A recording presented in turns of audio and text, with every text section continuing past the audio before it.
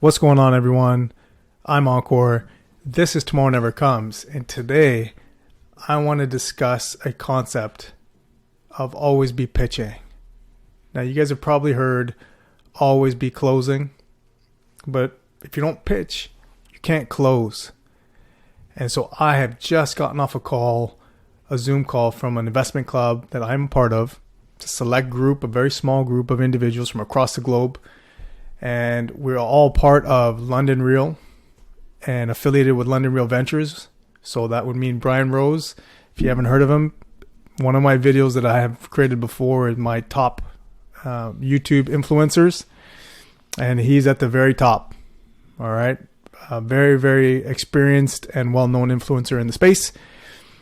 But what we deal with is we deal with crypto projects, crypto protocols, and really from the startup, early sale type of project. Okay. And why am I telling you this is that collectively we get together, we discuss certain ideas, but our goal really is to push and support crypto projects so they get the exposure they need, they get the capital they need, all that kind of good stuff. Okay. But where am I going with this in terms of always be pitching? Now for us, it's pretty direct. When we try and approach people or discuss certain things of what we are trying to relate to the world so that they understand that we're here to support and we would like to help out just in the space in general, right? It's very direct. And that goes for any business pitch really. Is within 60 seconds, can you grab someone's attention? Can you keep it? And then can you close on it? But that doesn't necessarily have to be a business related venture. Do you want to get that babysitting job? Do you want a promotion at your current job? Do you want to get into a group and network, right? Do you want to join some debate team or some other club? Like, you're always pitching yourself. And this was a hard one for me. By the way, if you guys hear any drilling or anything like that, some renovations going on in the back. But this was difficult for me because you get that, there's that negative label or that negative feel to when someone is selling, right? But what I've come to learn is you're always selling yourself somehow, some way.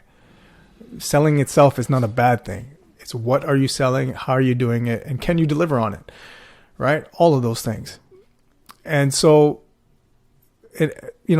there's rarely a day that goes by that you do pitch yourself in some way, right? Maybe not yourself. Maybe it's an idea. Maybe it's where to go for dinner. Maybe it's, convincing your significant other to go on vacation. There's a lot of different things that you're pitching without realizing that you're pitching. So where am I getting at here? So here, look, there are three components, and this is directly from, the call that I had with the exceptional group of people that I'm a part of, and as well as Brian Rose. But here's where it comes down to is three things, all right, that are going to go into your pitch that are going to make it worthwhile, not only for the other person, but for you.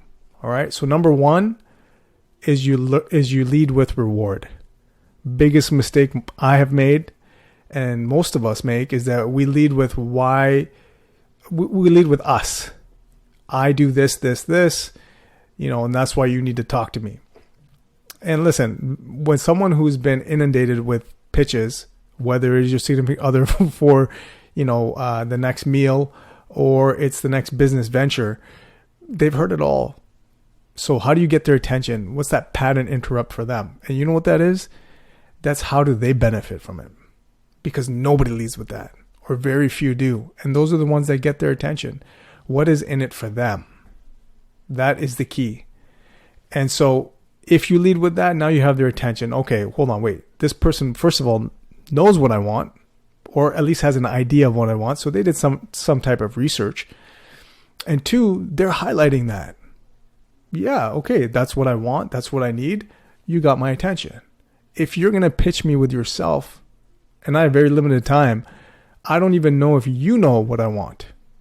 So why would I listen to you? Gone. My attention's gone somewhere else. So that's the first thing is what is it that they want, right? And this pitch is all about attention. It's always about attention, right? But you want to bring attention to their own project and to their own wants and needs. So that's number one. So number two is, who are you to deliver on that need or want that they have? How can you make that happen? Why do you have what it takes for what they want to come to fruition. So social proof, right? If someone wants, if someone wants to have more customers, more eyeballs on their project or their company, well, how is it that, who are you to deliver that? Are you someone of influence? Do you have a network? All those types of things. Now, if you boil it down to daily activities and you're going to say, look, to your significant other, to your family, let's take a vacation here. This is why. These are the benefits for the family. And of course, I am dad or mom or whoever it may be that can pay for it or help out and organize. So that's part two, is who are you to make the first part happen, right? The first part one, is what's in it for them. So who are you to make that happen for them? And why should they trust you to deliver on the things that they want or need? So that's very important, right? A lot of us kind of get it twisted. We do it the opposite. We lead with why we are important, and then we finish off with, well, maybe this is what would help them. But they've already lost interest, and they've probably already heard the same format over and over and over again. And if you've got very limited time, you're just going to fall in the bucket with everybody else. And what's part three? And part three is probably, I would say, the hardest, or was the hardest for me, is closing it out in terms of next steps, actionable steps. Is it, can I get your number to follow up with, email? Can I add you to or add someone to WhatsApp? Whatever the case, or meet up, or whatever it is, there has to be something where you can follow up. Without that follow up, you just had a nice conversation and you're forgotten, right? And someone could even be like, hey, look, I really dig what you're saying. And you don't do that ask, they just lost interest, because now you're just talk.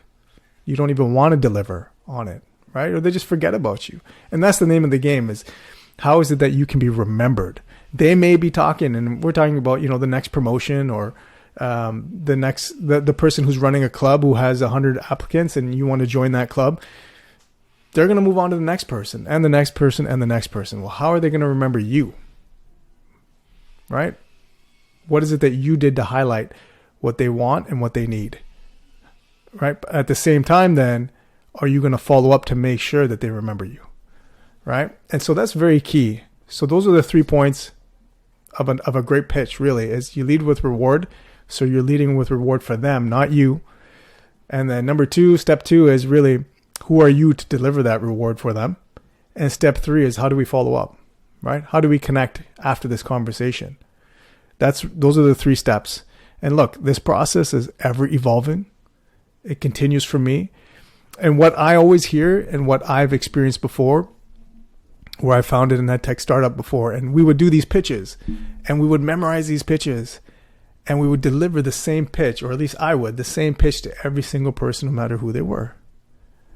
And you can't do that, because that means you're not leading with reward. You're not understanding who it is that you're speaking to. Now, if they have the same rewards, sure, you can use the same pitch, or it's generally the same pitch.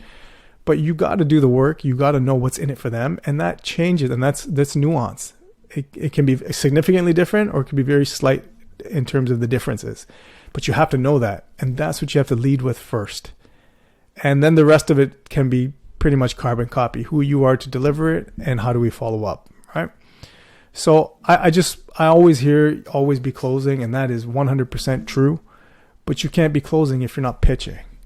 So there is, it's part and parcel of each other. One does not happen without the other. Very rarely does it happen without the other. And so I always push back a little bit on that. To me, it's very similar to, execution is all that matters and not the idea. Well, no, if you didn't have the idea, you can't execute on anything. So they have to go together. So same with pitching and closing. They are married to each other. And in order to close, you got to have the right pitch. So those 3 steps: lead with reward, social proof, meaning who you are to deliver on those rewards, and 3, let's close it out. Let's have some actionable steps. How do we follow up? Hopefully that helps. If you guys like the video, please hit like, subscribe, hit the notification bell, share the video, and drop some comments in the comment sections. I'd love to hear from you guys. All right, guys, remember, tomorrow never comes. Get out there, start pitching, and have some fun with it. I'll see you in the next one.